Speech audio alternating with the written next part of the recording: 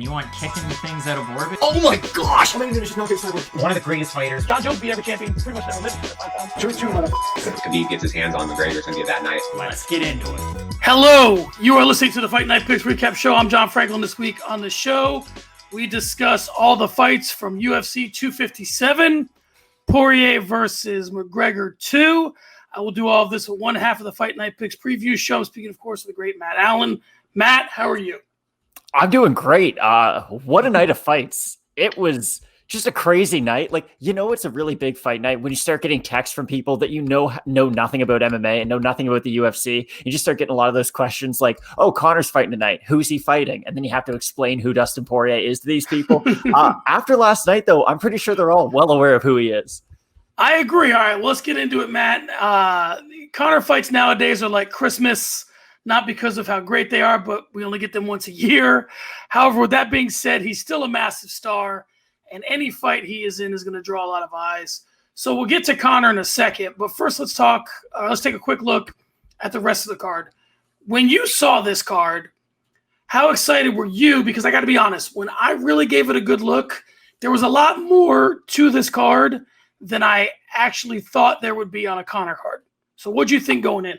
I agree. There was a few fights that did fall out. I know we normally go over these, but that Shane Burgos-Hakeem Dawodu fight, I was really excited for. Shane Burgos, if you like MMA boxing, you like Shane Burgos. And Hakeem Dawodu, again, Canadian, got to shout him out. Phenomenal Muay Thai fighter. That would have just been a really, really fun fight. That's one of those like main card opener fights that you just know is going to deliver, kind of get the hype trending for the rest of the evening. But listen, we got a great fight card altogether. Just the fact that we had Michael Chandler's debut on a Conor McGregor card. Craig and I are big on letter grades. That boosted up to basically an A no matter what. But I thought for what we got and kind of the name value on this card, it really did deliver. I agree. Let's get to that main event, Matt. The last time Conor McGregor fought Dustin Poirier, Joe Biden was vice president. Donald Trump was in between seasons of The Celebrity Apprentice. So a lot has changed since then. Particularly for these two fighters, Conor had not yet won a title in the UFC, was not yet a father, and was not a global superstar. Dustin Poirier had some fights against big names, but was far from establishing his name. He was closer to the quiet hillbilly from the back ass of nowhere that Conor McGregor called him the first time around than he is today. For some fun, let's take a look at the rest of this card just to give it rest of the card the first time they fought. Just to give it some context as to how much time has passed. The main event was a Demetrius Johnson title defense. This was the night of Stoolgate with Tim Kennedy and Yoel Romero. Kat Zingano beat Amanda Nunes. Donald Cerrone beat Eddie Alvarez. And oh, by the way, Dominic Cruz, Jorge Masvidal, Stephen Thompson, and Kevin Lee were all on the prelims. So a lot has changed, suffice to say. All right, Matt, let's get to the fight. Conor came out and did what Conor does. He stalked Poirier, looked for the big left.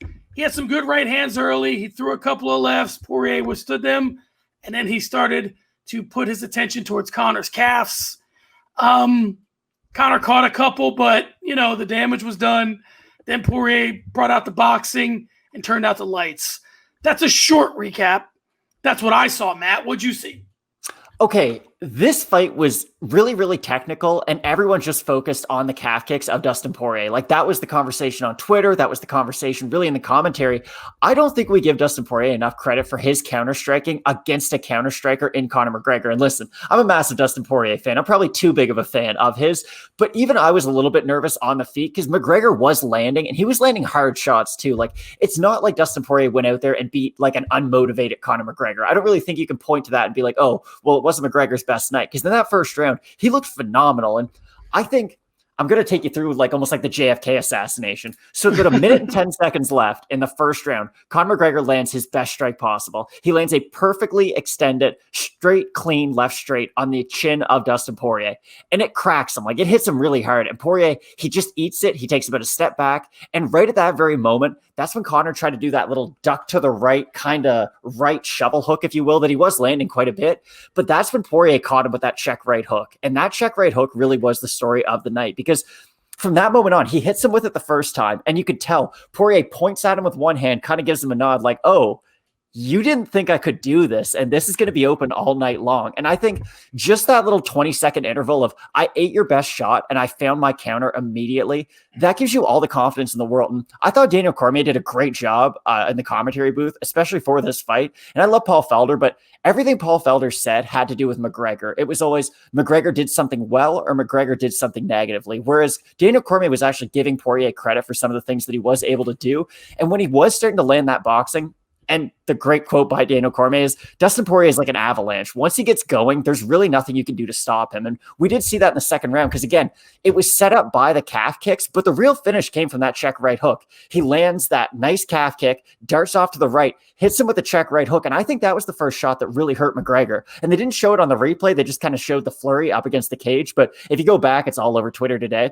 Those right hooks land over and over and over again. And when you have a guy like McGregor who does utilize his movement so much, especially that in and out kind of darting movement that he has, almost like that point karate style, when you do start to compromise that leg, he is going to become more hittable as the fight goes on. And Poirier, he huffs and puffs from the second the fight starts. And when Craig and I were doing the fight companion, there were a lot of people after the first round who were like, Poirier's done. He looks tired.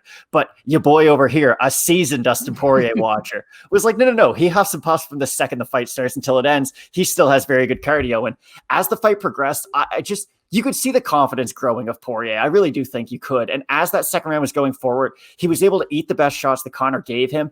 And when Poirier started to actually let his hands go and not just look for the counter, it's not like he was landing massive shots by any means, but there was a little sequence where he goes for that check right hook. He doesn't catch him really clean with it, but he does hit McGregor with it. He sort of acknowledges it. Same thing, sort of gives McGregor like a nod.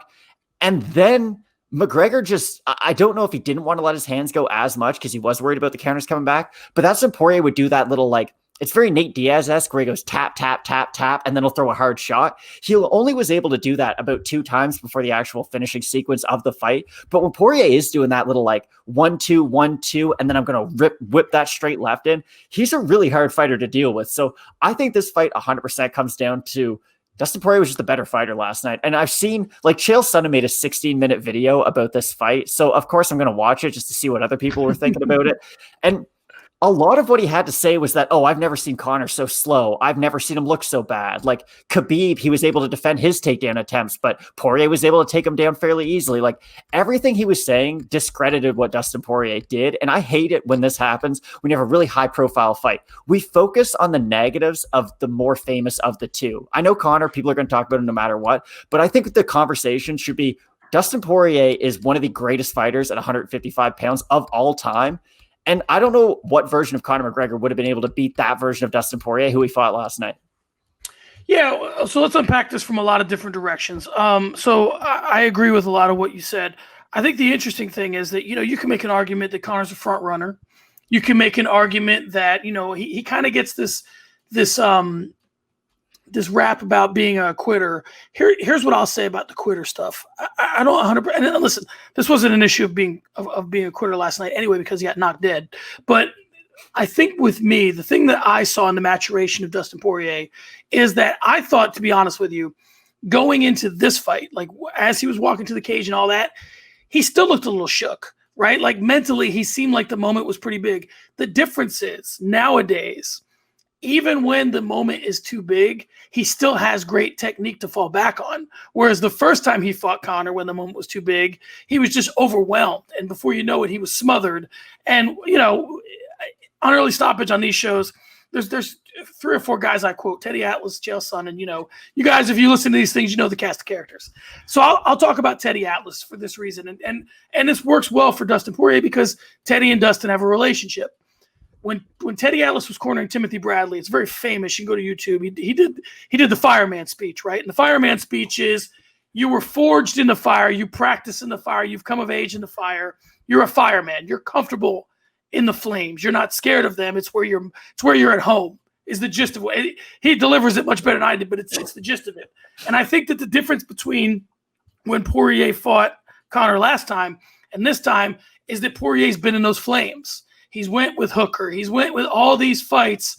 He's been in all these firefights, so he's no longer intimidated by one. So when Conor cracks him, he can look at him. And I thought it was, the comment I made when he did all that stuff where he was like pointing at Conor and smiling and all that was I like, he's already losing the mental game to Conor because, he's doing it because he thinks that that's what you need to do against Conor. In retrospect, looking back on it now, it's just him being confident and saying, this is not going to be like the last time.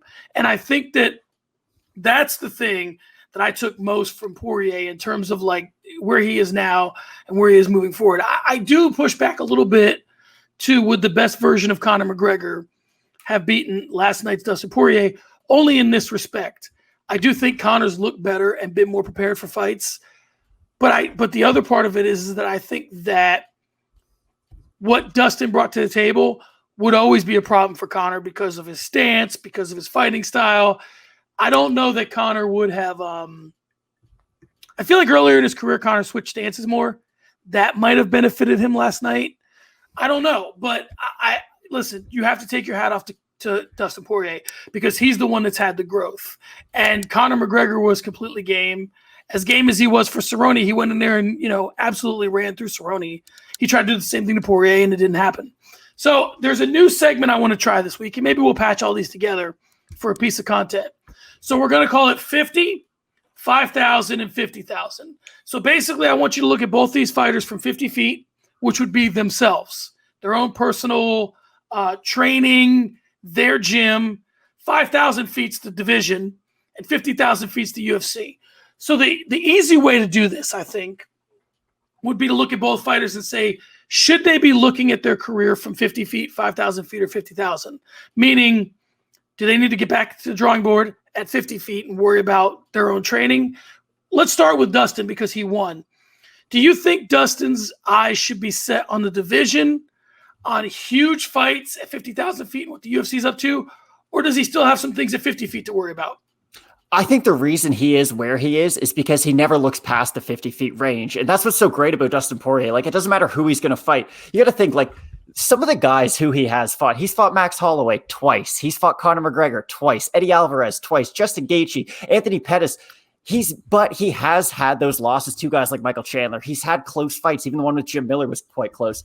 What I love about Dustin Poirier is that, yes, he does have these really big platforms, and especially nowadays and in this last little run that he's been able to go on. But the fact that A, he is so involved in his community, and B, he's training at ATT. And here's the other thing too. Mike Brown is coach of the year right now. And I know we're only like 3 events into the year. Mike Brown is an absolute genius. And I think Thiago Alves deserves a little bit of credit too, because Conor McGregor said the first calf kick Dustin Poirier landed, Thiago Alves screamed, "Oh, that was a good one. You got him." And Conor in his head was like, yeah, you're right. He really did get me well on that one. So just the fact that Thiago Alves is now in that coaching category, and we've talked about this before. I don't like it when coaches are those guys who, they were undefeated. They were multiple-time champions. Yes, it does work. But then you look at guys like Mike Brown. Yes, he was champ, but he's had a lot of bad losses, and his UFC career didn't really go all that well. But you just look at his skill set and what he has to offer from a coaching perspective and just sort of the mentality behind him as a coach. I think anyone at ATT who is closely associated with Mike Brown is going to go on and have a great career. But yeah, for Poirier,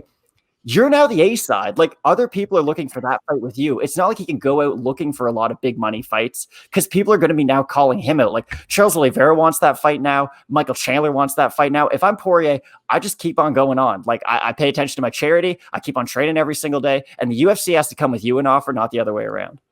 Yeah, I think the interesting thing too, if we're going to also add to that, listen, Thiago Alves, nobody kicked a leg harder ever than Thiago Alves used to. I mean, he was a killer. And you want to talk about big fights? He fought GSP at UFC 100. So, I mean, this kid, he meaning, Poirier's got a good brain trust around him. I mean, the kid's got a good head on his shoulders. He understands fighting. He seems to put himself in these places where he's in a position to absorb a lot of information.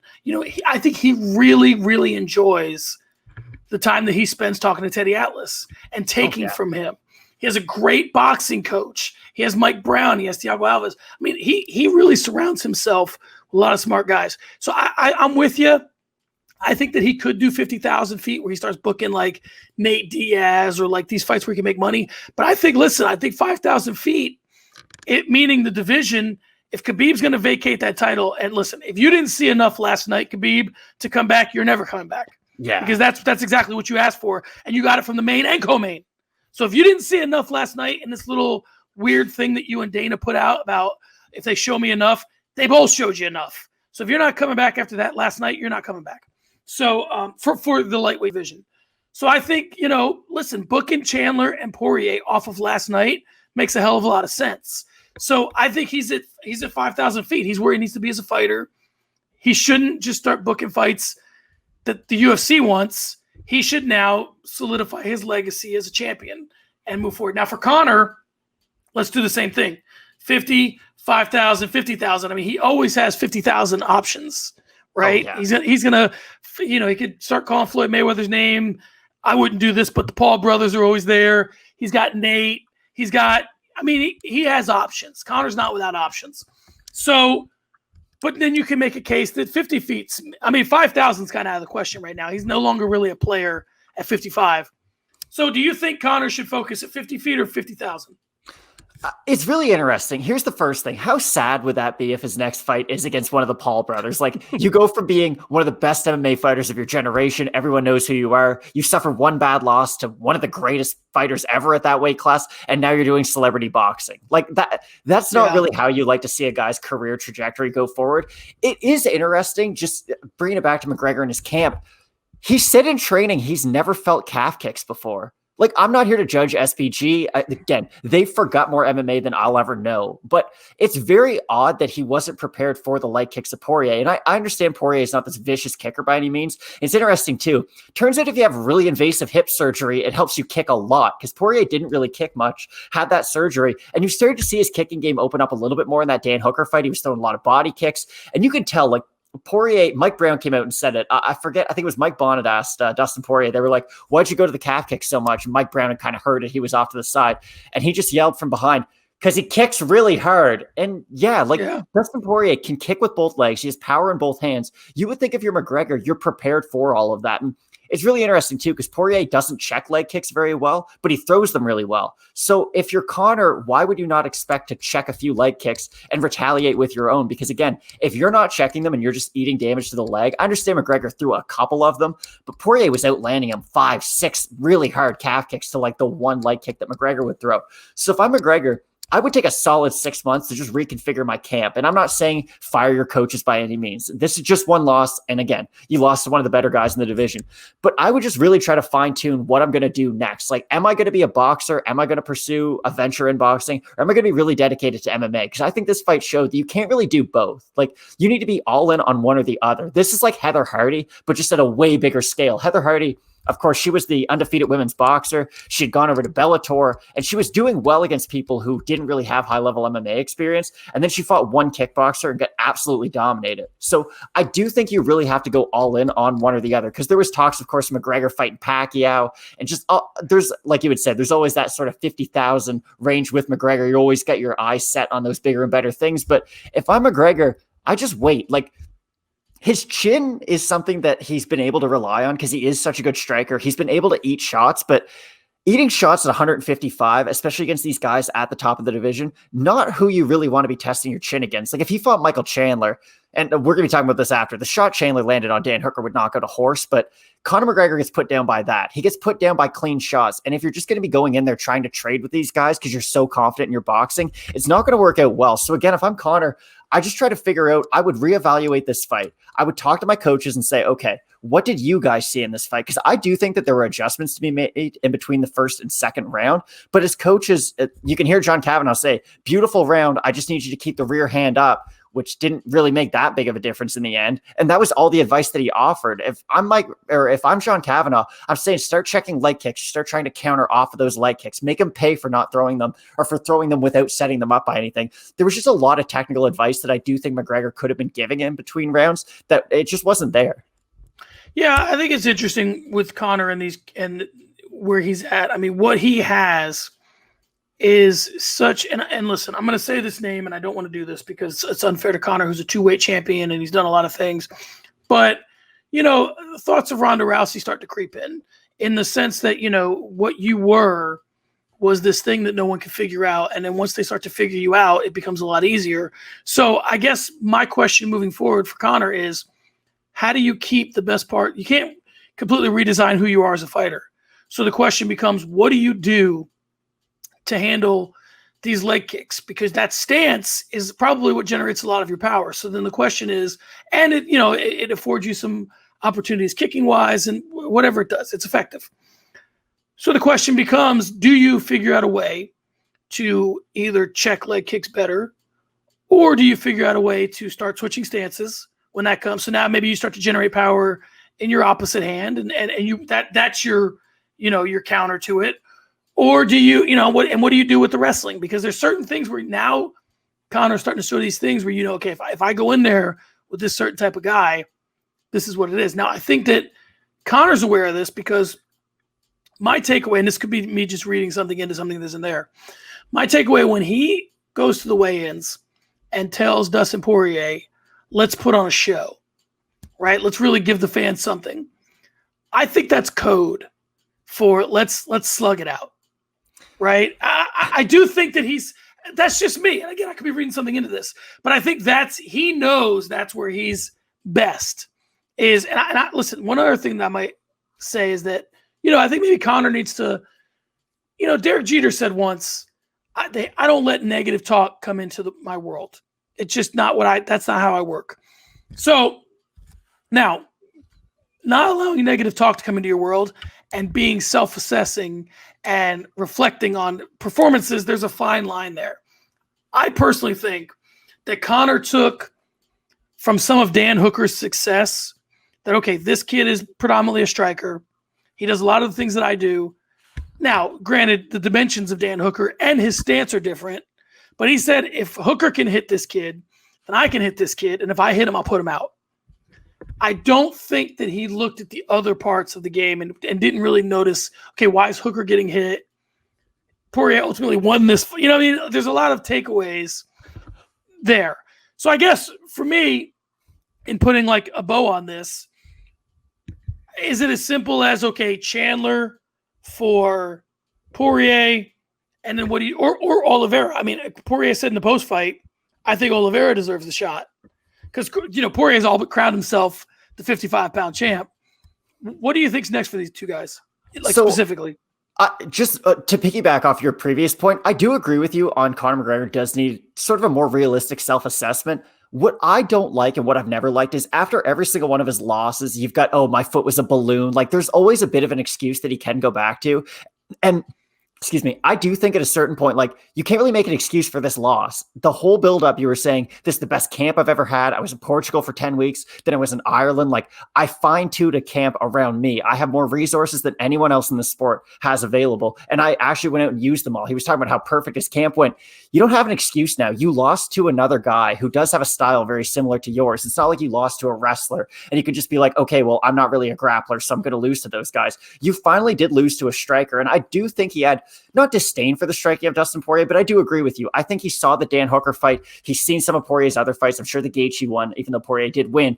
But he looks at a guy who is quite hittable. And I do think Conor McGregor didn't realize the power that was coming back his way, too. He was just happy to go in there and, well, I can land on him. I can land on him. I can land on him. He never really considered, oh, wait, I am still open for the counter shot. And it's weird, too, because, we can talk about Poirier has some of the best boxing, really, in MMA.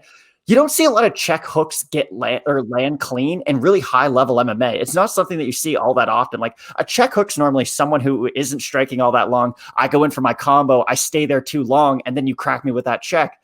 Poirier was just able to land it over and over again because his timing is so good, and I don't think McGregor expected to be in there, at least not in MMA, with a striker who's that high level, if that makes any sense. But I do agree. I know the UFC is going to want to do Chandler versus Poirier. It makes sense. A lot of eyes were on this card. Chandler looked phenomenal. There's a lot of hype behind him right now. Dustin Poirier, of course, is knocked out the biggest star in the sport. Charles Oliveira deserves the Dustin Poirier fight more than anyone else. He's on an 8-fight win streak in the UFC. He's finished pretty much all of it, or he's finished all of them. It's wild to see. He finished them all except for Ferguson.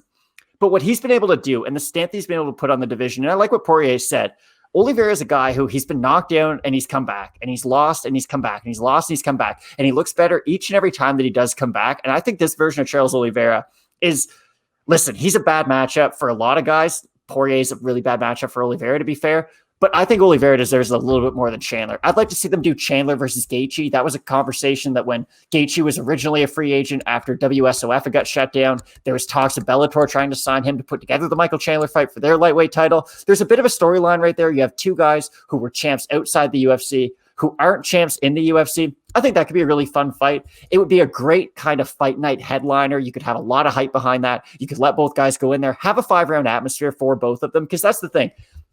As a big Bellator fan, I didn't learn much about Michael Chandler last night. Like, he hits really hard. He has a good ground game. He didn't get hit, though, and that's always the question mark around Michael Chandler. He's a phenomenal fighter, but the chin, it's not that he has a bad chin by any means. It's just that would be one of the shortcomings of his game, but his game, other than that, is pretty much perfect. So I didn't learn a lot about Chandler. I would like to see him actually get into one of those back and forth kind of wars, because I need to know a little bit more about Michael Chandler than I do already. So I would do Chandler versus Gaethje and Poirier versus Oliveira. Yeah, I like that too, and I think I'm going to give the UFC some free PR advice. Not that they need it, but and listen, there'll be no invoice coming. UFC, you can just take this advice and run with it. Now is your chance to really promote Dustin Poirier as a star in this sport, because the kid checks all the boxes for being a star for casuals. Like, you put him on Good Morning America. Let me explain something to the UFC that you may already know, but sometimes you're too close. You can't see the forest for the trees. Casual fans don't know that Conor McGregor is not a champion, and they don't understand that beating Conor McGregor. So if you're going to put Dustin Poirier out there, tell everybody he was an underdog, which he was. Tell everybody that he beat Conor McGregor and how impressive beating Conor McGregor is and all those things. Don't bring up Khabib, because Khabib doesn't matter to casuals. This is the time to really push this kid. And if you can listen, he's a good-looking kid, loves his wife, has a foundation. He gets a little crazy with the fashion, so you can play that card too. You could put him on, I'm just saying, in the range of places you could put Poirier, you could put him on Good Morning America with his family, and he could be with Desus and Mero. He could do both. 100%. Oh, I agree. No. John, they should hire you right now. That's the perfect idea. He could go everywhere. And once you give him that push, right, which, not for nothing, is what you probably should have done with Holly Holm back in the day. Although Poirier has more marketable things than Holly Holm does. This kid could really, really, really be a star for you. And I think that that's the play. And then you book the Oliveira fight. But if you just want to say nothing for the next 3 months and then book the Oliveira fight, you're not going to get the kind of numbers that you want out of that fight. They really need to give this kid a marketing push. Put him everywhere. Find people that have nothing to do with him, right? Here's a perfect example. He's from Louisiana. I got Dustin Poirier doing something on social media with Joe Burrow because he went to LSU. Him and Zion would hang out every other day. I got him doing all. I find any little thing that can get me. I got him as the Grand Marshal at Mardi Gras. If there's a Mardi Gras this year, I got this kid everywhere. Because that's what you need to do, because he can handle it. He can handle that type of limelight, because from his perspective, it's just going to put his foundation out there more. So he'll do all the press they want. That's the play. All right. Listen, we've said everything that can be said about Conor McGregor. And, real quick, what do you want for Conor next in terms of a fight? Nate Diaz was smart. He went to Twitter and called out Poirier. I'm going to be honest. Nate Diaz got shut the hell up. You either fight or you don't fight, okay? And I get it. Everyone's a gangster until there's a real gangster. Here's the news. Dustin Poirier is everything you want Nate Diaz to be. Everyone's like, oh, Nate Diaz, he keeps it real, and he's got such good boxing, and look how good his jiu-jitsu is. Dustin Poirier's a black belt in jiu-jitsu, has as good of hands as Nate Diaz, hits quite a bit harder than him, though, and is just all around, I would argue, a better fighter. So Nate Diaz, get a win first. And I love Nate Diaz. I never thought I'd be here talking bad about him, but it gets old. I can only see you do this so many times. Every single time there's a big fight. Fight night call out. Yeah, I'm with you. Exactly. I don't need a Conor McGregor tweeting or a Nate Diaz or Jorge Masvidal. At a certain point, I only care about what you do in the cage. And I get it. I'm a much more hardcore fan than a lot of other people out there. So those other people who aren't as involved in the sport might get more excited about stuff like that. But to me, Nate could fight Conor. Nate should not be calling out Dustin right now, because Dustin is only fighting for a title next. And there's no way the UFC is going to give Nate Diaz a title shot after how bad he looked against Jorge Masvidal. And here's the other thing. You know who's training partners with Jorge Masvidal? You know who fights just like Jorge Masvidal? Dustin Poirier. If you think Jorge Masvidal lumped up Nate Diaz, Dustin's going to do the exact same thing. Not that they're mirrored fighters by any means, but Dustin Poirier is pretty much a southpaw Jorge Masvidal with better jiu-jitsu. They fight in a very similar way. Yeah, I don't like first of all, I don't think Diaz has earned the fight. So that's for starters. So that should be the end of the discussion. I think, somebody tweeted last night, there's never a better time for Nate Conor 3. That's absolutely correct. Do Nate Conor 3. You booked that fight. Everyone forgets that Nate lost his last fight. Conor lost his last fight. Like just that fight has such a place in the consciousness of fans, non-MMA and MMA fans. Just book it, cash the check. It's enough already. I have a question for you, though. What's that? Do you think Conor McGregor versus Jorge Masvidal is a possibility at 170? Because they are both coming off losses, and you could have a bit of a storyline of, well, Poirier is Masvidal's training partner. Masvidal beat Diaz, so did McGregor. I'm not saying it's a perfect matchup, but do you think that could be in his future as well? He brings that BMF title with him, yeah. I think that if they do it for the BMF title, yes. Here's the problem. I really want to see Colby Covington and Jorge Masvidal. I think that Colby Covington could beat Jorge Masvidal, and that takes away the shine of Jorge Masvidal. There's certain guys that if they lose, people can accept it because of what the public believes. So if Jorge Masvidal loses to Conor, because of what the public believes about Conor, whether it's true or false, they'll accept it. But if he loses to this guy they barely know, who's kind of a MAGA jerk off, then it takes a lot of shine away from Masvidal. Because if Conor beats Masvidal, they shake hands in the cage. It's this thing. Now, if Masvidal loses to a guy that he hates, it's just different. You know what I mean? So as much as I want to see those two fight, I think that the smarter fight to keep the shine on Masvidal and Conor would be for the two of them to fight. That's my thought. But you got to bring that BMF belt with you. So, yeah. All right, let's move on. Co-main event. Matt, I have a rule. I don't make intros longer than fights, so Michael Chandler put some pressure on me this week. Chandler said on the UFC preview, either I am what I say I am or I'm not. So I'll ask you what you saw in this one, with the filters being, is Michael Chandler what he says he is, or did Dan Hooker just sleep on him? No, Michael Chandler's what he said he is. And again, people were hard on Craig and I for both picking Michael Chandler in this one. So I'm going to take a little bit of a premature victory lap. So just bear with me here. Michael Chandler was the Bellator lightweight champion. He was the Bellator lightweight champion 3 times. That doesn't happen by mistake. Like, I understand it might not be the UFC and the level of competition might not always be at the same level, but you don't become a champion fighting the best guys in the world like Benson Henderson, like Eddie Alvarez. You don't do that by accident. Him coming over to the UFC, I understand Dan Hooker's a phenomenal fighter. You don't have a fight of the year caliber fight with a guy like Dustin Poirier if you're not world class yourself. But I didn't learn anything about Michael Chandler I didn't already know. He did the same Michael Chandler things he always does. And Dan Hooker, yes, he got put away, and he got put away in a very violent fashion, but Dan Hooker still fought like Dan Hooker, and Michael Chandler still fought like Michael Chandler. Like, if you get caught with an overhand left a minute into a fight when you're kind of cold and you haven't really, gotten used to the fight yet, you're going to go to sleep. I don't care who you are. And it's unfortunate, too. I haven't read anything about it today, so hopefully no breaking news has happened, but there was some reports that Dan Hooker took his gloves off and that he might retire. I hope not, personally. I understand Dan Hooker right now. Like, this is a really hard position for him to be in. I couldn't imagine having to be away from your family for months at a time just to get off, back-to-back losses now because he went through the same thing after fighting Poirier. Like, it's been a hard year for Dan Hooker. He's taken an ungodly amount of damage because you have to remember, he fought Paul Felder in February. That was arguably fight of the year. He fights Dustin Poirier in July, arguably fight of the year. Like, those are back-to-back car accidents. And then you fight Michael Chandler. It's not a negative that Dan Hooker's lost 2 in a row against these two guys. And for Michael Chandler, I wish I could say, okay, yeah, perfect. Like, you're the number 1 contender for Dustin Poirier, I guess, because there is no belt. But you haven't shown me enough. To me, he's still the same fighter he was before this fight. It doesn't change my opinion of Michael Chandler at all. I know he's got big power in his hands. I know he can wrestle. I know he's got good cardio, great ground and pound, good submissions, and his chin's questionable. All those questions still remain after the fight. So I didn't really learn that much about him. For Dan Hooker, it's a hard loss. It's a bad loss. And we've never really seen Dan Hooker get stopped like this before, especially not this early for a guy who's known for being one of those like blood and guts warriors. Like, you've got to hit Dan Hooker with a brick to put him away. But if I'm Dan Hooker, take 8 or 9 months off and reconsider. He is still fairly young. I know he's taken a lot of damage, but I would hate for this to be the last time we ever see Dan Hooker in an octagon. Yeah. So I will say this: 100 years ago, when I used to do this recap with somebody else, can't remember his name. We used to talk about technique of the night. It was one of the things we did at the end of the show.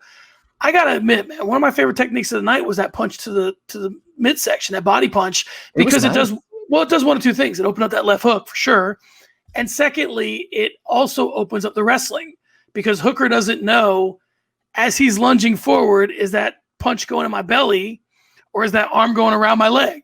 I'll add even another wrinkle to it, though. I think he was ducking to force the knees from Dan Hooker.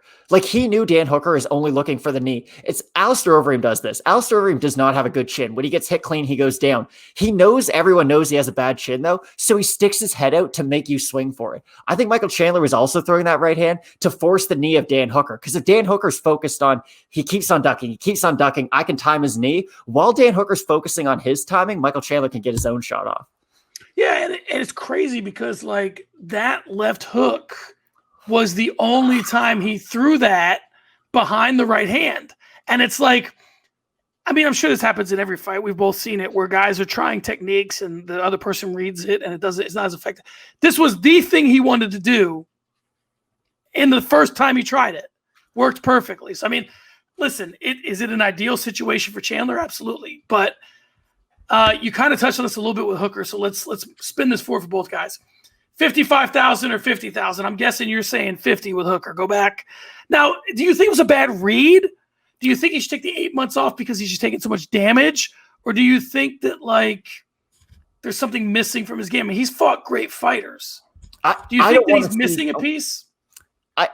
I don't think he's missing a piece. I think, listen, you live in the one country in the world that seems to have some sort of normalcy to it. There's a lot of restrictions that it takes for Dan Hooker to leave New Zealand and fly back. That's going to take a massive toll on your body, doing it over and over and over again. Like, you have to imagine he spent, 2.5 months away from his house this year just because he had to fly to Vegas. He had to quarantine, do all that, quarantine coming back. Like, I don't want to see Dan Hooker fight during this pandemic. I don't want to see him have to go through all of that stress, all of the, all the quarantine, just to have a fist fight. Like, look after yourself. You've been in, like I said, 3 back-to-back car crashes at this point. You're still fairly young. If I'm Dan Hooker, go to City Kickboxing. Or I know he's already there, but just keep on training, refine some of your tools. Because Dan Hooker, I always use, like, Chris Boucher is a good example. When it's right, and it looks great. For Dan Hooker, it's the same thing. Like, when it's right, those first 2 rounds against Dustin Poirier, he looked phenomenal. Like, that's some of the best striking you will ever see, and really in any weight division. He was checking leg kicks. He was using his long range attacks. He was doing a great job judging distance. But for Hooker, I just think this year's kind of worn on him, and there's nothing against it. Like, it happens. I don't want to have to see him go through the whole leaving New Zealand, quarantining multiple times just to come back. Just take a little bit of time off. Let your body heal. That's what you really need anyways. And I just don't want this to be the last time we see Dan Hooker. I think he beats a lot of guys at 155. I'd favor him against a lot of the top guys. I'd love to see him fight Gaethje. I'd love to see him fight Ferguson. And I think he's got a lot left to give to the sport. So I would say just go back, kind of recollect yourself. Don't make any harsh decisions yet.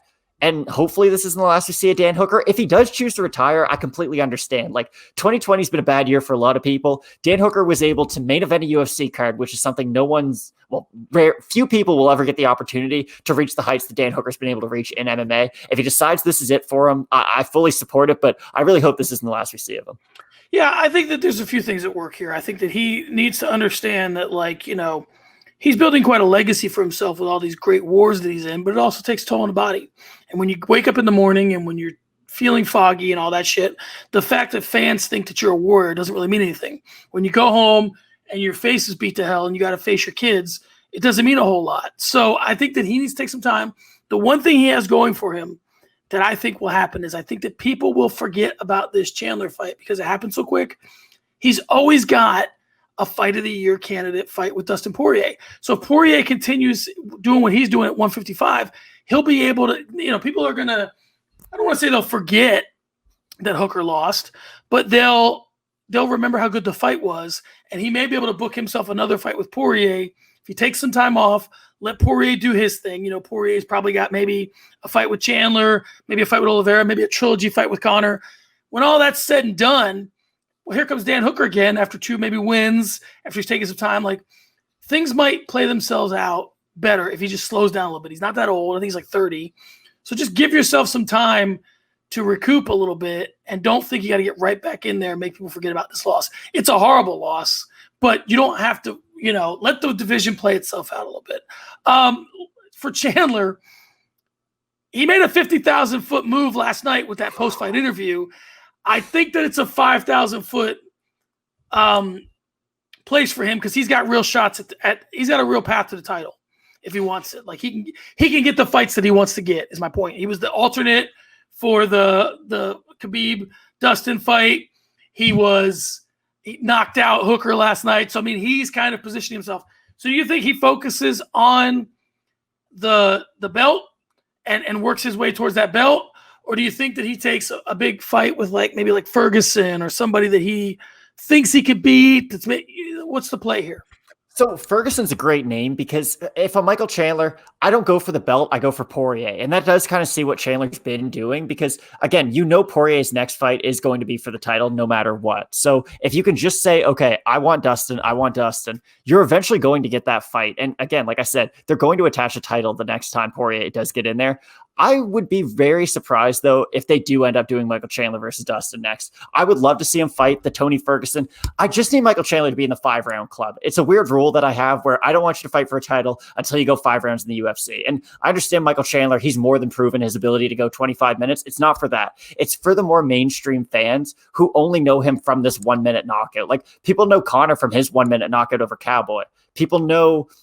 They know fighters for their highlight reels. They don't know them for the totality of their careers. Whereas if Michael Chandler can go out there, have a back and forth fight with another top guy in the division and really show that, I didn't just get a lucky punch against the guy coming off a loss. If you can really cement yourself and dominate a guy, let's say he goes out there, he gets dropped by Gaethje in the first round of their fight, but he comes back strong in the second, out wrestles him, beats him up in the third. Let's say he chokes out Gaethje in the 4th round, but it's his back and forth fight. That's going to secure Michael Chandler a title shot next. But I really need to see him have that next fight against a top tier fighter. Because to me, if I'm thinking about the lightweight division, you always had Dustin, Tony, Khabib, and Conor. Those, for a while, they were just kind of the top. All those guys were just going to fight each other. And then Gaethje joined.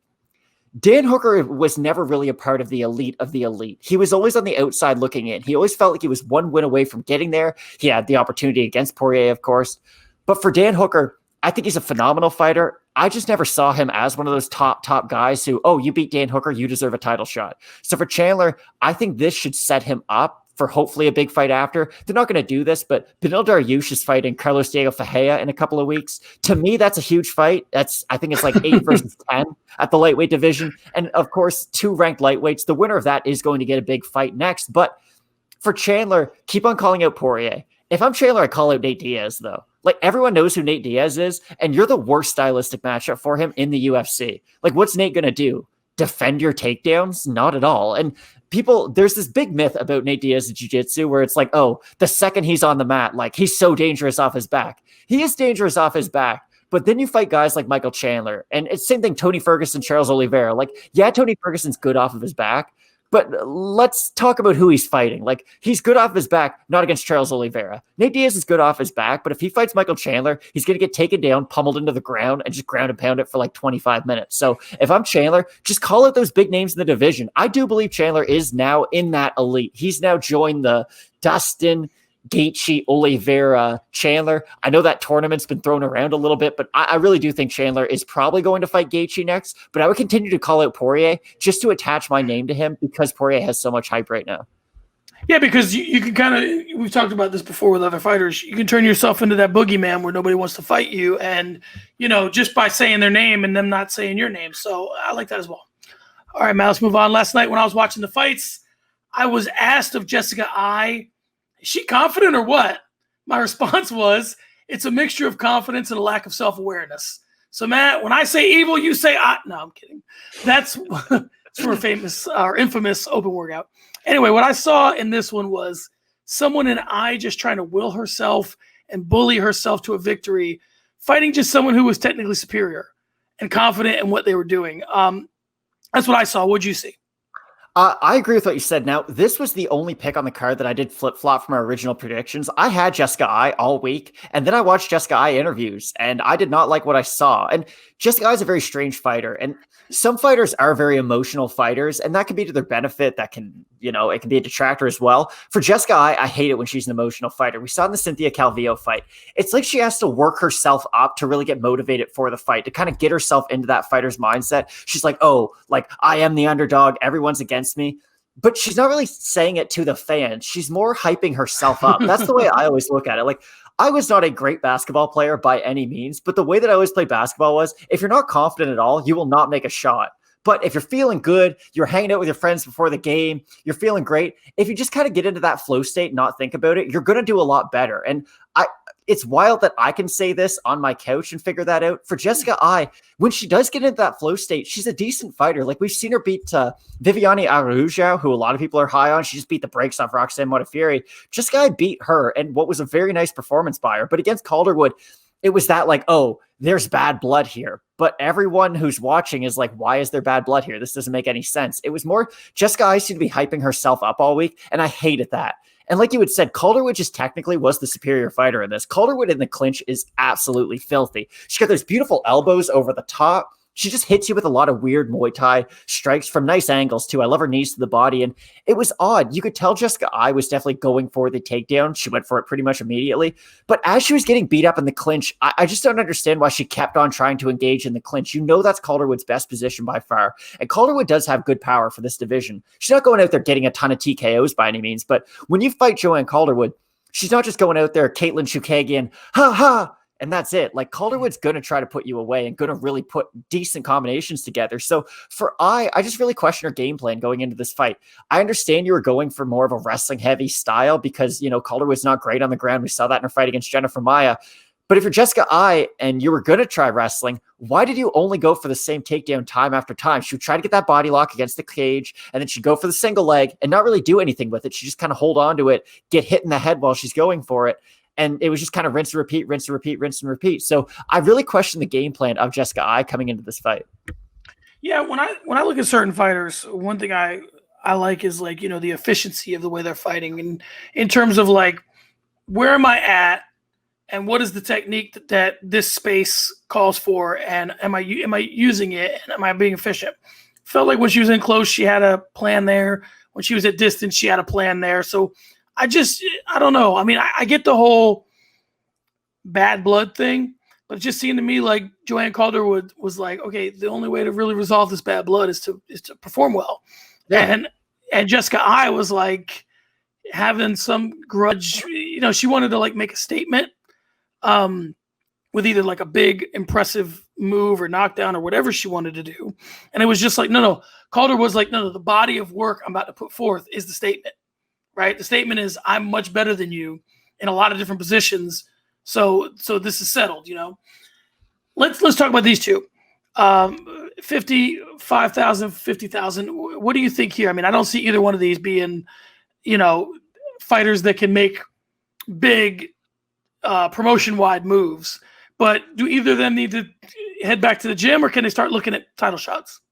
So we'll start with Calderwood, because I think this is a much easier sort of just case to study, because you look at Calderwood. Originally, she was already supposed to fight Valentina. Of course, she takes the fight against Maia, loses that fight. She doesn't get her title shot.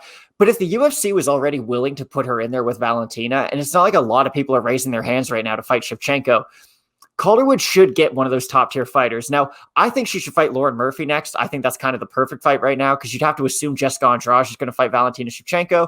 Andrade knocked out the number one contender with a body shot in the first round. That's as impressive as the performances you're going to get. Calderwood should fight Lauren Murphy, I would say. That could kind of be your next number one contender fight, because Lauren Murphy, she's been calling for that title shot. She's been putting in the work. She was the FNP 2020 Female Fighter of the Year because of it. And I think that would just stylistically be a very fun fight. Lauren Murphy comes to fight every single time. She's got a very fun style. Same thing with Joanne Calderwood. And right now there is that weird logjam, because I truly believe Jessica Andrade is the second best flyweight in the world, no matter what. Like, I don't think anyone in the division beats Andrade, not named Shevchenko. And I don't think anyone not named Andrade can beat Shevchenko. Like, those two are head and shoulders above everyone else right now. It's kind of like heavyweight for a while. It was like, we have Kane, we have JDS. And like, you kind of have to beat JDS if you want to fight Cain Velasquez, because he's just better than everyone else. And it took years for someone to finally beat JDS. And then, of course, now Stipe's the GOAT. But I feel like this division's just in a similar place. Calderwood, I would assume, is going to get either the Murphy fight. Maybe they do a Chukagian one. Personally, just from a fan perspective, I'd much rather see her fight Lauren Murphy because I do think that'd be a very fun fight. For Jessica Eye, and I'd love to get your opinion on this too, she's in I'll call it the shit list because that's what Charles Barkley calls it. Because Charles Barkley, of course, one of the greatest players to never win a title. Jessica Eye always seems to me like she's one loss away from getting cut. And that it's an awful thing to say. I don't feel good saying that, but she's a fighter who's definitely not on the front nine of her career. She's on like hole 17, about to walk to the 18th hole. And her skill set hasn't improved over time. If anything, it started to regress backwards. So do you think this could be the last we've ever seen of Jessica Eye in the UFC? Well, women's fighting is interesting in that, you can be one fight away from getting cut and 2 fights away from a title shot. So, it's weird in that way, but I'm with you. I don't see it's not like everyone has to defend their spot on the roster, but I don't see from her what I would want to see from her necessarily to feel like, a lot of times it comes down to what's that fighter's number? Like, how much am I paying this fighter? And if they're gone, are they going to go anywhere? And is it going to matter? I don't know where Jessica I would go other than the UFC, where it matters. I mean, they might get 1 or 2 fights out of her in another promotion, but nobody's going to be like, guess who we signed? Jessica I, and have the crowd go wild. You don't want to see her in bare knuckle against Paige Van Zandt? Now that Paige went to bare knuckle, things open up. But yeah, so I mean, she can fight Ostafit. There's fights out there for her, but I don't think the UFC is necessarily going to like see her fighting Paige Van Zandt in bare knuckle and go, man, I wish we would have kept her. So I'm with you. I think that she might be on the way out. All right, moving forward. A lot of these, this was a weird card for me, and I'm going to run through these in a unique way. I think because there were some fights on the prelims that I thought felt like they should have been on the main card, and vice versa. The next fight, Makmud Muradov and Andrew Sanchez, felt like a prelim fight to me. It was on the main card. What'd you have here? I mean, I thought it was a pretty good fight. I thought it was a good fight too. Now, Andrew Sanchez is a very interesting fighter because he wrestles himself into exhaustion constantly. Like, that's just his trademark. I've never seen a guy go out there and get 2 10-8 rounds just to get finished in the third. And that was the calling card of Andrew Sanchez. Now, here's the great thing. He seemed like he had fixed a lot of those issues. We saw in the Wellington Turman fight. He went out there with that longer karate stance, and his striking has looked a lot better. The issue was he was just fighting a hammer last night, and he was trying to strike with him. And I really like the way that Andrew Sanchez does strike now. I like that he has adopted more of a karate style because it does allow more of an in and out, and I think it helps his wrestling a lot. George St. Pierre, if he proved anything, is that there's different parts of other martial arts that can help you in others. Like, he really attributes a lot of his wrestling success to his karate background because it helps him judge distance so well. And I do think Andrew Sanchez, I can't believe that I'm comparing Andrew Sanchez to George St. Pierre right now. Bear with me. I think he was starting to have sort of that similar style where he figured out, okay, if I stand like this, I can get in, I can get out, and I won't be as hittable.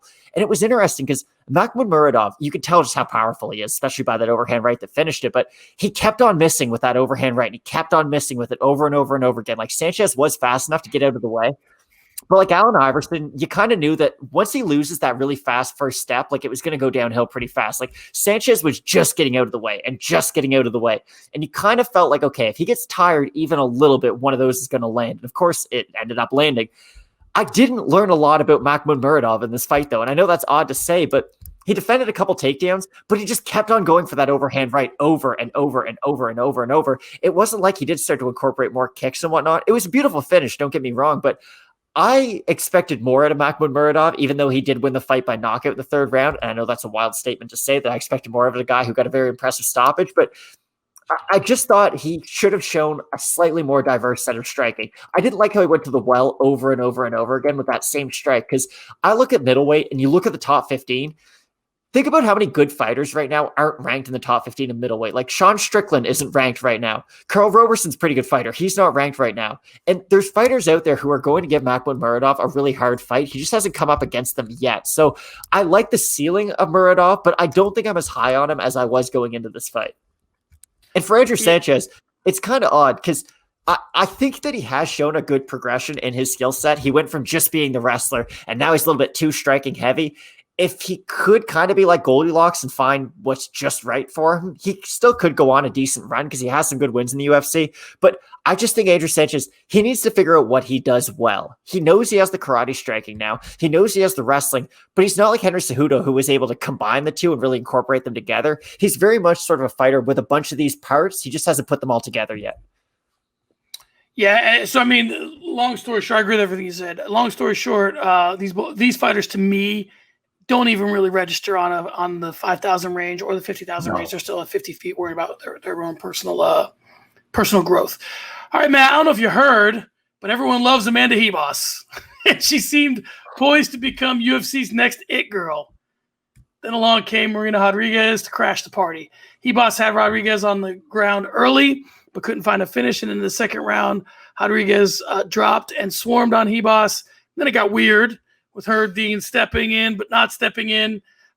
Really quickly, credit to Rodriguez for keeping her focus in this and still finding the stop. The stop was TKO, 54 seconds of the second round. That's how it played out.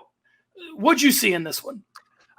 It was a weird fight. First of all, Rodriguez has made massive improvements every single fight, and I do think she needs to be credited for that because you saw her grappling earlier on in her UFC career. She was getting taken down a lot, and I understand she still got taken down in this fight, but she kept her guard composed. She didn't do anything crazy. She didn't panic on the ground, especially with someone like Ribas, who is so dangerous from that top position. You know, she has a trillion different submissions that she can go to at any time.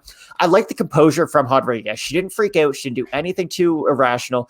And she knew that on the feet, she had Ribas's number. Because Marina Rodriguez, I compared her a lot to Jermaine Durand to me, and I got some very mean DMs on Instagram because of it. I still think her striking has a lot of similarities to Durand to me. She throws those big, long, straight shots. She has power at the end of a lot of her shots, and she's really good at judging distance and range. For Rodriguez, it's weird too, because I don't know if I'm making an excuse for Ribas. I picked Ribas. I don't like how her dad came out and said that she weighed 143 pounds the day of the fight. If you're a woman cutting 30 pounds, like that's 30% of your overall body weight. That's not healthy at all. And I understand like Poirier, he cut down from what, like 185 down to 155, or that was at least the story after the Dan Hooker fight. It's a little bit different when you do weigh that extra and you're more heavily muscled, so you can drain a little bit of water from that. But I am very curious if her inability to take a shot was due to that weight cut, but I think the strike in Marina Rodriguez looked amazing. And here's the great thing for Rodriguez right now. I think there is a perfect fight to be matched up with after this. And I said this for whoever won this fight.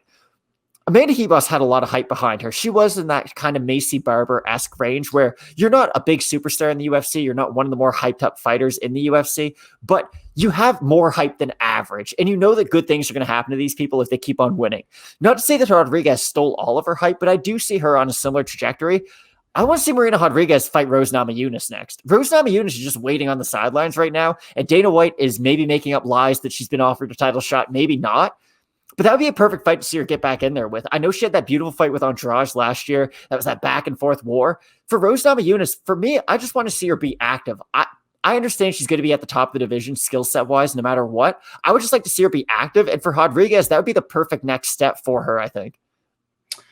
Yeah, I agree. I mean, the short answer here is that for Ribas, it's back to 50 feet to figure out the hands. But, like you said, Rodriguez can really take a look at the division. I mean, she had a draw with Calvillo. She lost to Esparza.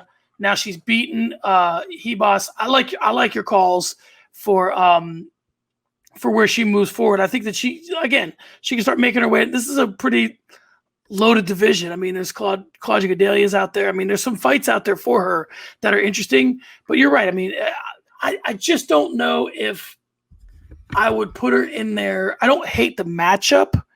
I just don't know if, having just lost to Esparza, she's earned a fight with a former champ yet. That's my only that's my only pushback to your call. All right, let's move on.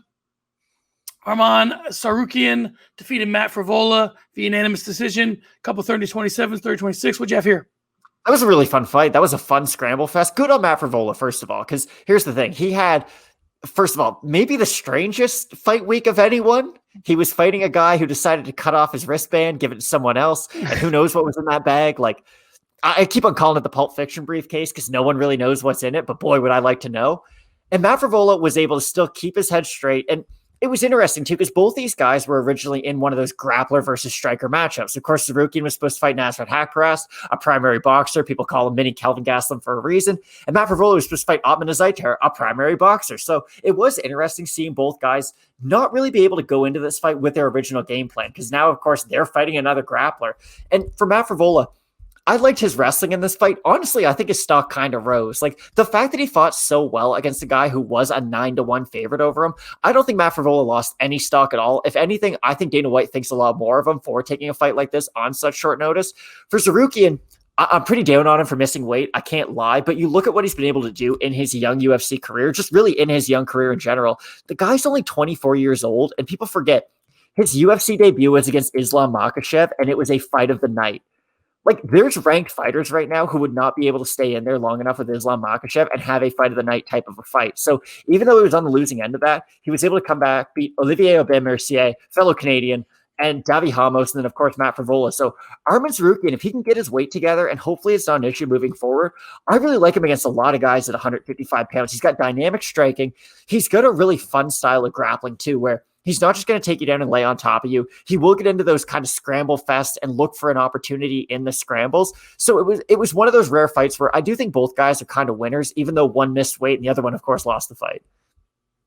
Let's move on. Brad Tavares defeated Antonio Carlos Jr. via unanimous decision, 30-27s, a couple of them in 29-28. I like this fight, and I thought Tavares looked good coming off the injury. What'd you think here?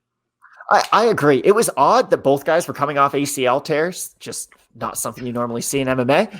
Antonio Carlos Jr. has beautiful jiu-jitsu. If you've ever seen him compete just in straight jiu-jitsu, he's a phenomenal grappler. The issue is, and it's an issue that a lot of MMA grapplers, if you will, run into, is that he doesn't have the wrestling to tie his striking with his jiu-jitsu. And I think the best example for this now is Gilbert Burns. Like, Gilbert Burns went from, I have insane jiu-jitsu and I have really good power in my hands, but I don't really have the technique on the feet and I don't have the wrestling to get my opponents down.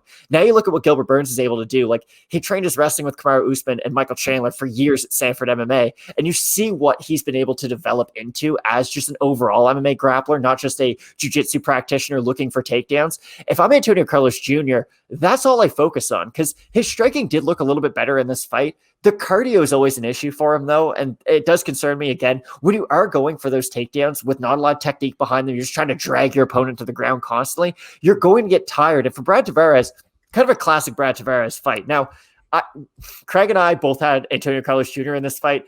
I think it was like the brother of a sparring partner of Brad Tavares hopped in our comments, and they were not happy with some of the comments that we had made about his boy Brad Tavares. But it was a classic Brad Tavares fight. He defended takedowns like he's known to do, and he has good striking. Now, Brad Tavares, to me, is like a bigger version of Ali Quinta. If you're a wrestler, he's got good enough wrestling to counter your takedowns, and his striking is good enough to outstrike most guys who go in there with a grappling game plan. And it's kind of the flip side, too. If you're a primary striker, he has good enough wrestling to get you to the ground, but he's not going to out-grapple those top-tier grapplers. Like, he can just kind of do the opposite of whatever your specialty is. And that worries me for Brad Tavares against the elite of the elite. But I thought he looked really good, especially coming off a big, long layoff, coming off that loss to Israel Adesanya. I thought he looked as good as he possibly could in this fight. Yeah, he's lost a couple. I mean, he lost to Adesanya, lost to Shabazian. So he's in a weird he's in a weird spot where he's at rank 14. The guys above him are not necessarily, they're starting to have their ascension, right? So Amir Akhmedov's above him. Shabazian, he's already fought. Weidman, Holland, Uriah Hall, Kelvin Gastelum. So, I mean, Heinisch is right below him. So there's some interesting fights out there for him. Here's what I thought about Brad Tavares, which has nothing to do with anything, but it's an interesting thought. I always try and go have this thought exercise where it's like, okay, who's the next Jorge Masvidal? Meaning, who is kind of laying in that top 15, got some skills, been in big fights with guys, but never quite. And I don't think Brad Tavares will be the next Jorge Masvidal for this reason, but I'll tell you why. Because the more I started to break it down, basically what has to happen for you to be that sort of sensation in the UFC is you have to win or be in kind of big fights or good fights, and then do something drastic. And then after you do something drastic, you continue to win. And that's a hard thing. So, for example, Masvidal was a good fighter for a lot of years, and the next thing you know, he's got long hair and a beard, and we're like, who's this guy? And then he goes out and starts knocking people out, has the Leon Edwards thing. Sean O'Malley, same thing. Looks like a cornball the first time we see him. knocks a guy dead, then he colors his hair and he gets all these tattoos, and then he continues to win, right? Darren Till would have done this. He is a good fighter. Then he becomes this like Twitter phenomenon, but he just didn't continue to win.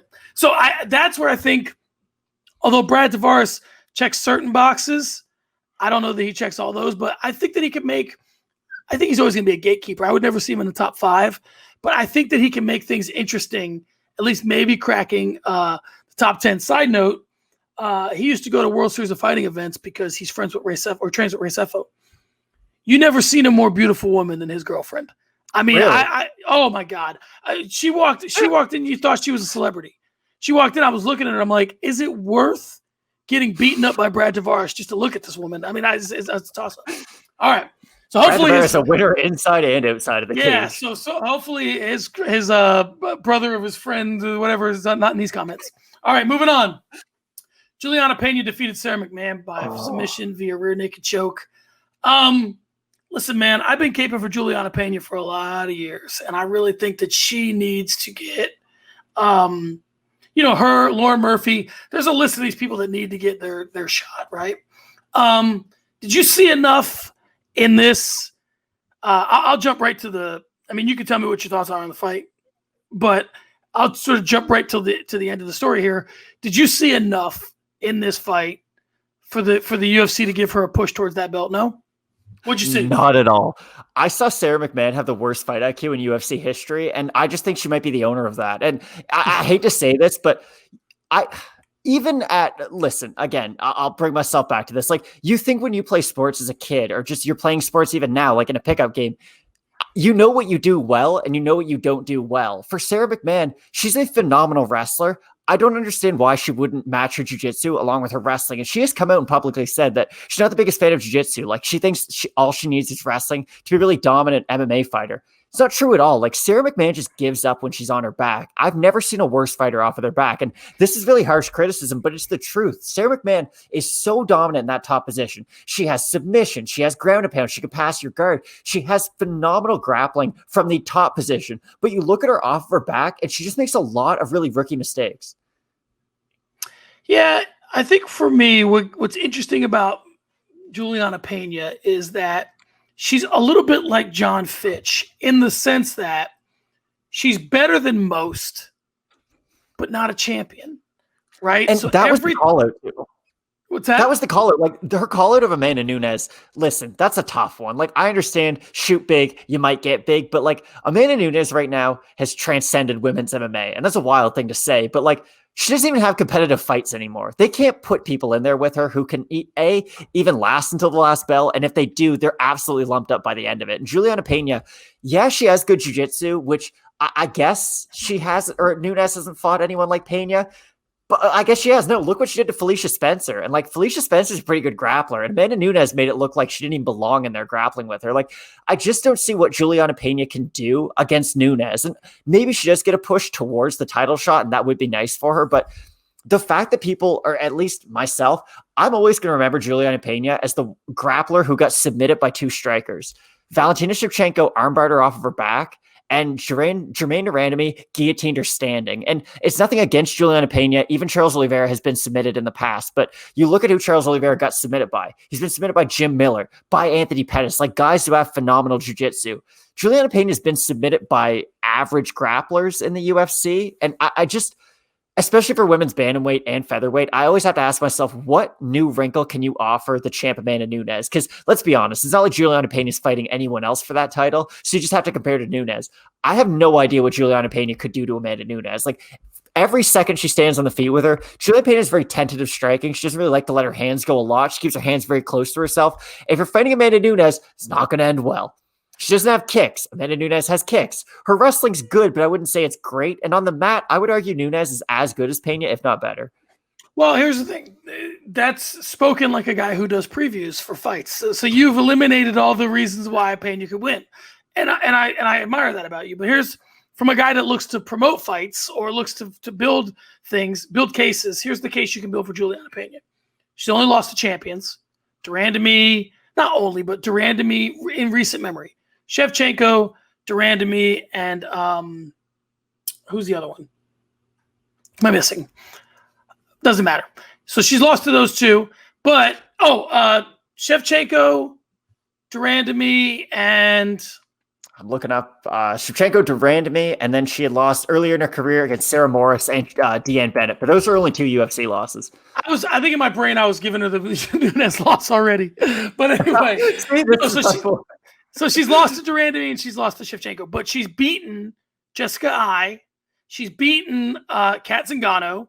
Now she's beaten Sarah McMann. This is my point. So, like, if you look at all those fighters, especially where they were at their career, like Jessica Ai was on a 5-fight losing streak when she beat her. Kat Zingano was on a 2-fight losing streak and took 2 years off before she fought her at UFC 200. Nico Montano is a 125er forced to fight at 135 because she can't make weight. Like, I agree with what you're saying, but there's such a big discrepancy between her wins and her losses. I just don't know where to put her skill set.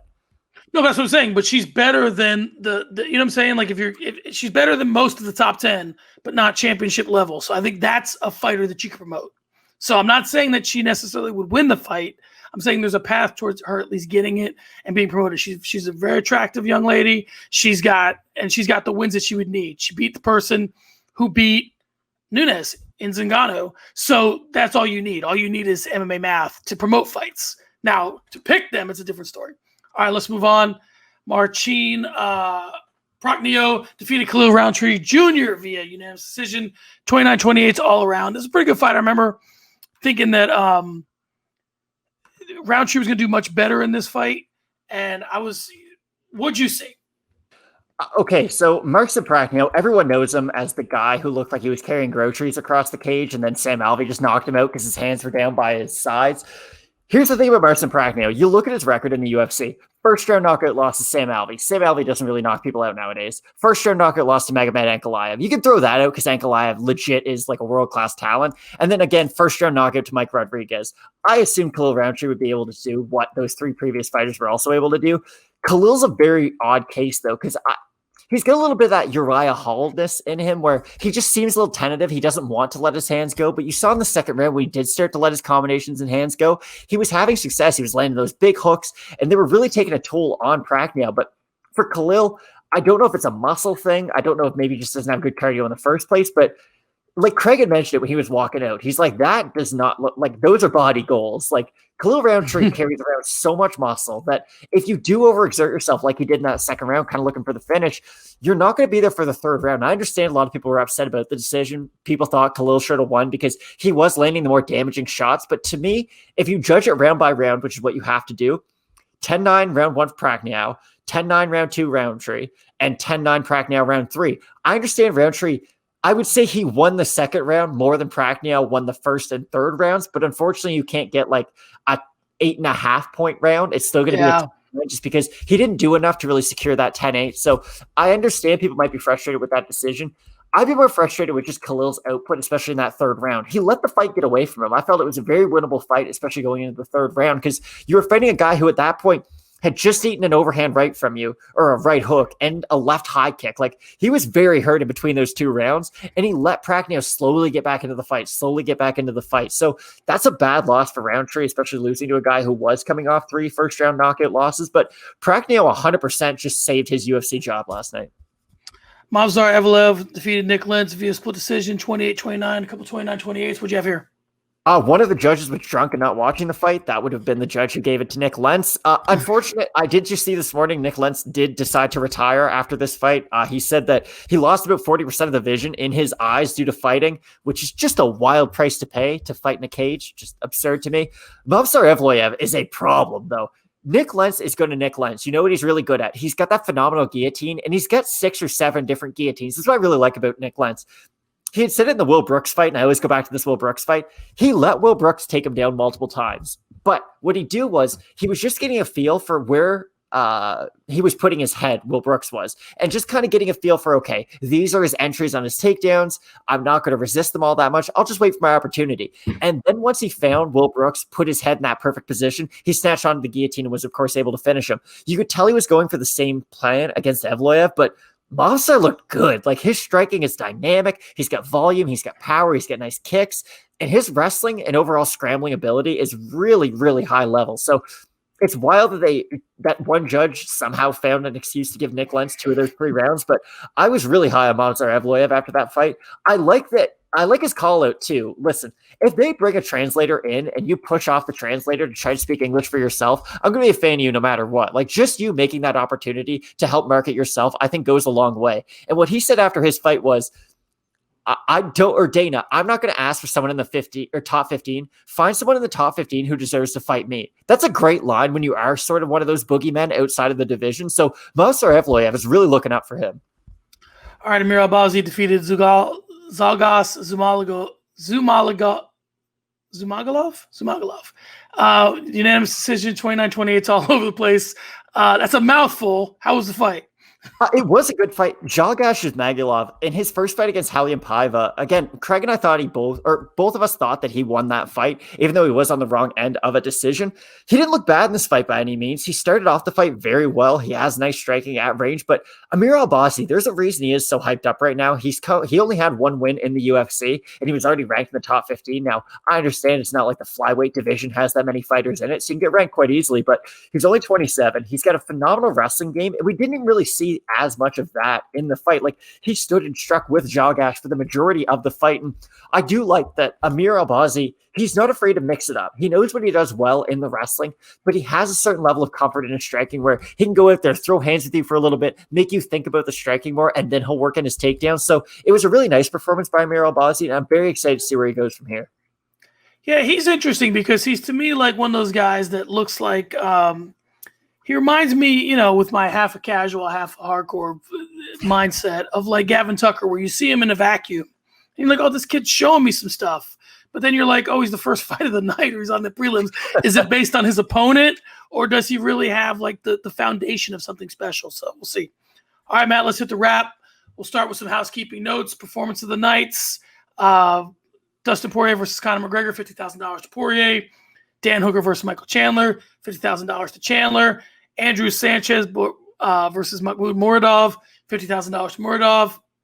Marina Rodriguez versus Amanda Ribas, $50,000 to Rodriguez. Would you give bonuses to anybody other than those 4? If you're going to limit yourself to only 4 bonuses, it would have been kind of nice if they gave Julianna Pena $50,000. Because listen, there was 5 finishes on the card. If you're going to give out 4 bonuses, you might as well give out 5 bonuses. It sold 1.6 million pay-per-view buys, so I doubt the UFC really cares about that extra $50,000. But I agree with all those stoppages. Again, they're always going to give a performance bonus to someone in the main event 9 times out of 10. Whoever wins by finish, doesn't really matter how spectacular the finish itself was. It's just more of a promotional tool. Like, there's a reason that when Dustin Poirier walks out, they're like, oh, he's tied for 3rd all time in performance bonuses with 11. Like, they use that to hype the fighter. So of course they're going to give it to the more well-known fighters. But Dustin Poirier knocked out Conor McGregor. Is that really a sentence you thought either one of us would be saying today? Like, he starched him in the 2nd round, knocked him out on the feet. That's a wild thing to say. So of course he deserved it. It is. But Michael Chandler, UFC debut, knocks out one of the toughest fighters ever with 1 punch. Of course, he deserves it. And then the Marina Rodriguez, I love the fact that she was such a big underdog and was able to get a beautiful stoppage. And I would probably give the other bonus to Muradov. If you wanted to give it to Julianna Pena, I can't hate on you for it. But Pena's finish came because Sara McMann gave it to her. Like, Sara McMann was not doing the right things on the ground. So I attribute that finish more to the shortcomings of Sara McMann instead of just how good Julianna Pena looked. Whereas Muradov just landed an absolute bomb on Andrew Sanchez. Yeah, they're going to give bonuses to the people with the higher profiles. I think that Julianna Pena made herself some money last night by picking up a victory. So I'm happy to see someone at Muradov's level get paid the $50,000. All right, let's hit the victory lap. Let's talk about where you were right last night. I bet Michael Chandler inside the distance, and I had that parlayed with Dustin Poirier winning, and those odds were insane. So your boy had a pretty good night. It was a very nice card for me.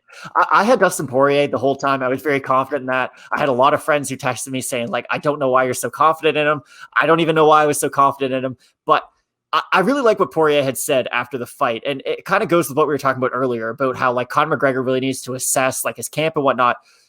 John Kavanagh had a quote before the fight, and it was interesting. He was like, no matter what happens, Dustin Poirier will never forget what Conor McGregor did to him the first time. Like, that's always going to be in the back of his head. And I don't know if you saw, but after the fight, when Conor and Dustin were talking to each other, Dustin looked at John Kavanagh and he was like, you were right. I can't forget, but I can forgive myself for losing. And that's a wild thing to actually be able to say to yourself. Like, yeah, you were better than me then, but that has nothing to do with what we're doing tonight. So I couldn't be more impressed with what I saw from Dustin Poirier.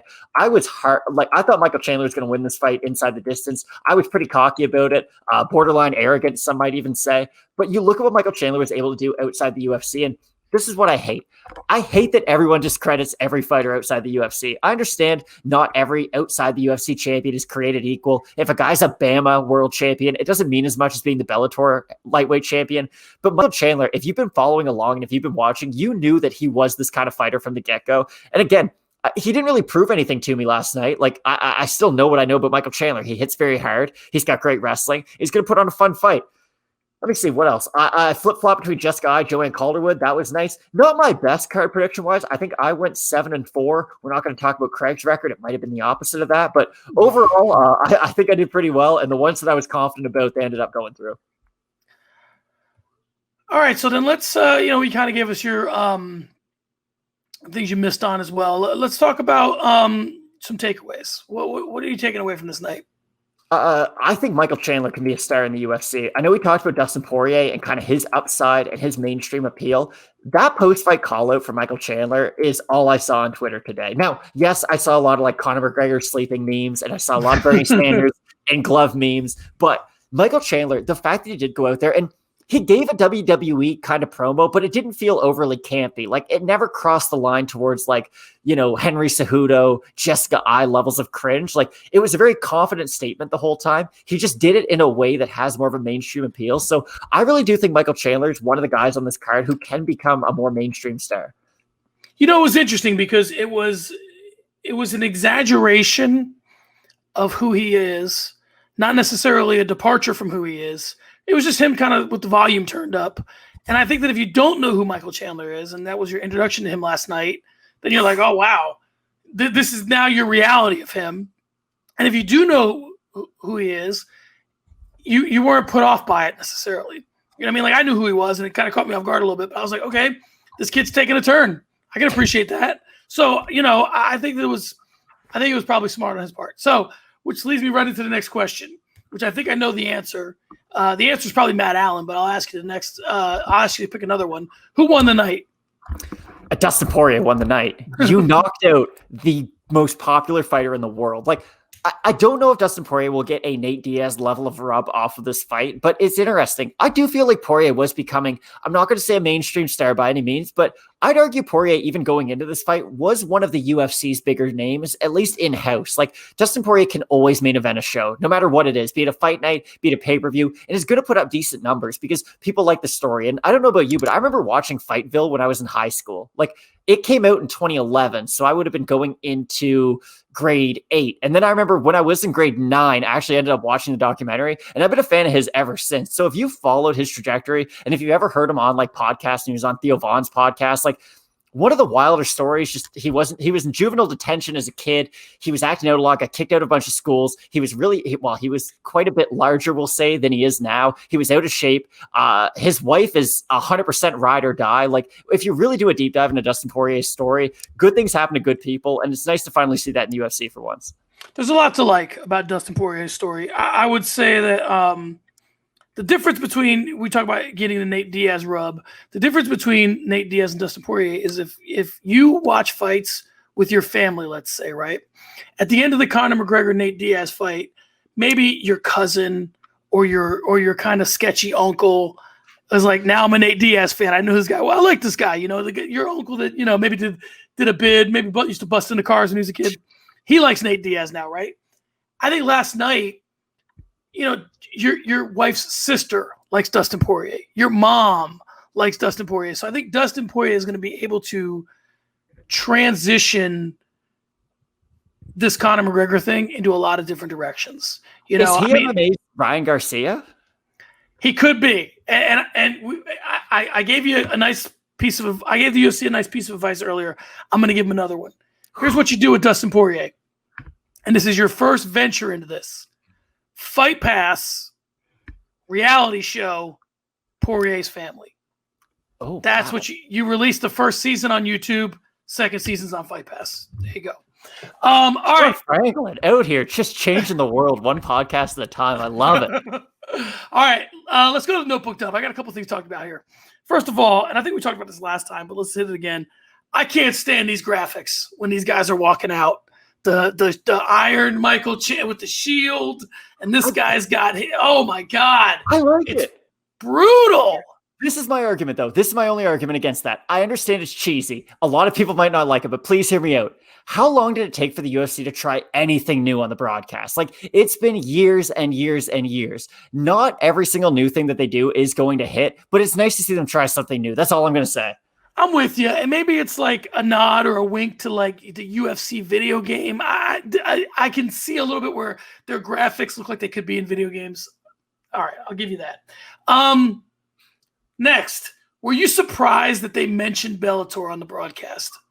I was so happy they did. Okay, because they do the same thing. If you're a KSW world champ, if you're any of the larger promotions, KSW, Bellator, One, Ryzen, they always refer to those as he was a champion in another organization. Outside of the UFC. Yeah, outside of the UFC. It was really nice that they actually did talk about Bellator. And again, this might be a conversation for another thing. Maybe the UFC is more open to cross promotion now than they ever were before. Just an idea. But maybe. I think they thought Chandler might lose. And they were like, let's put Bellator out there and then watch this kid get beat up. Now, side note, go ahead. No, go ahead. Side note to that, smart move by Bellator to show Michael Chandler fights this week on their YouTube channels. Yeah, they're like, oh, wow, our boy's gone. That's a great thing to do if you're Bellator. And I saw Patricio Pitbull. He was like, oh, wow, like now there are good guys outside the UFC. That was a conversation that was all over Twitter. And I heard Luke Thomas say this, so I'm going to say the exact same thing.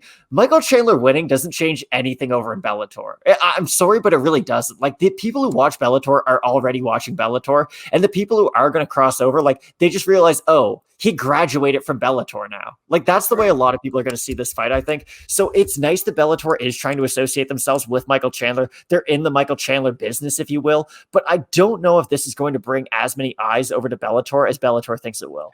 Well, it's weird because so I do, podcasts. I've done podcasts for a while. I've written, so I'm deep in the MMA game. The only thing that's ever drawn me to a promotion is guys who are fighting in that promotion.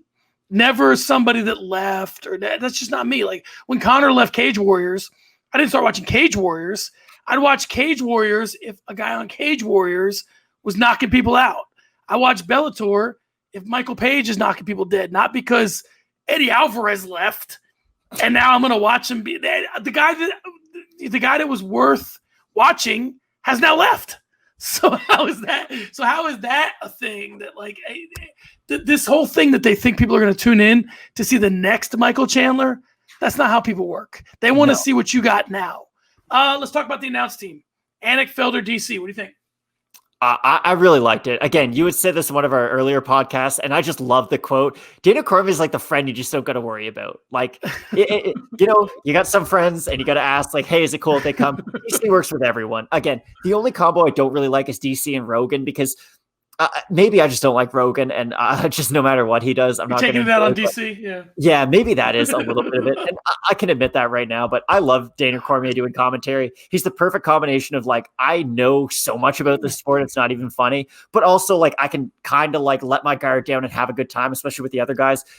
John Anik, Paul Felder, it's a great trio. You always like those guys together. The thing I give DC is that doesn't get talked about a lot. Is not only does he know the fighters that are the fights that are happening, he has real relationships with the guys that he does commentary with. So in the middle of a fight, somebody will do something and he'll say something like, that looks like Paul Felder in there. Like that guy will go to the, slugging it out or anything that Paul Felder does. He's throwing kicks like Paul Felder.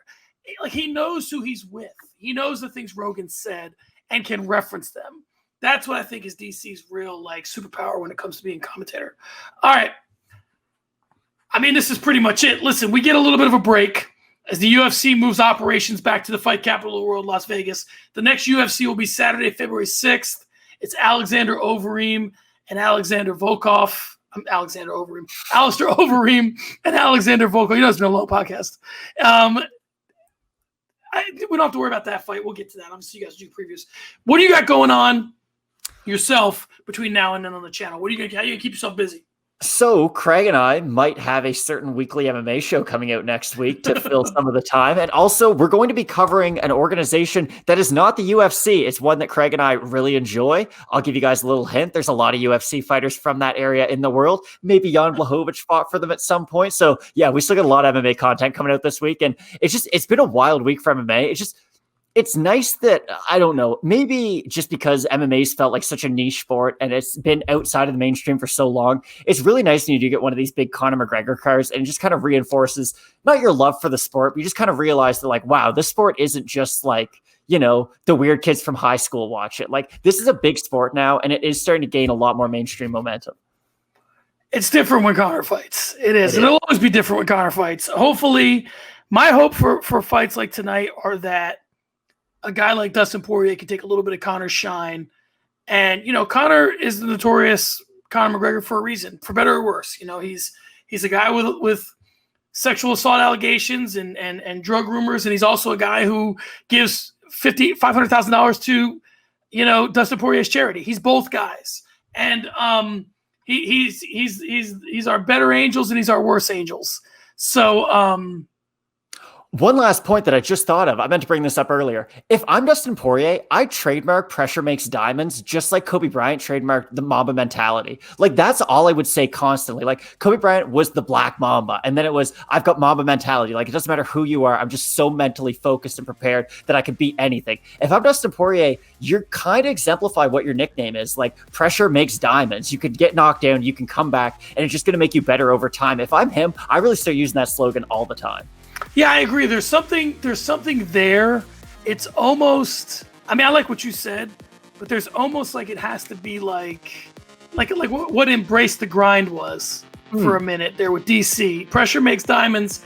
I like that. Maybe diamond pressure. There's something there where you can just, that's his thing. And then everybody like accepts that and starts to put put that in their hashtags and whatnot. All right, guys, there you have it. It's one more in the win column, one more for the highlight reel, one more for Fight Night Picks.